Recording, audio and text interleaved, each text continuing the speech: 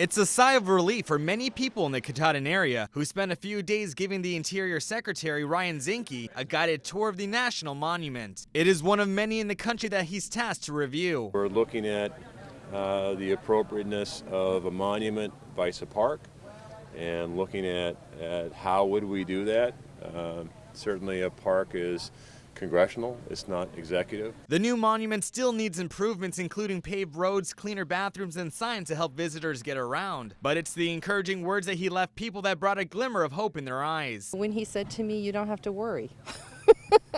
And when he was making plans for our monument for the future, when he referred to it as a national park, when he said this makes more sense to be a national park. If Maine's Katahdin Woods and Waters National Monument becomes a national park, it will be the second in the state, which will help the local economy. The platform of a park or a monument gives a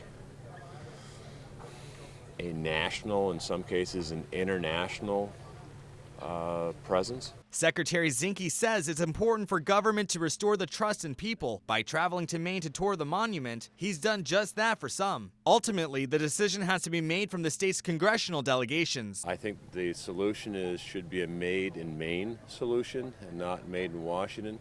That means we have an opportunity to do something different here.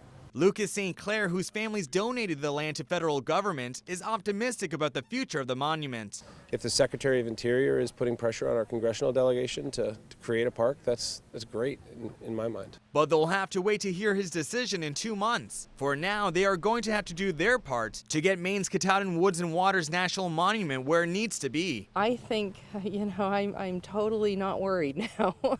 I think, as a matter of fact, if anything, we have a new champion in Secretary Zinke that we did not have before. Reporting in Millinocket, I'm Jack Hilton for ABC 7 and Fox 22.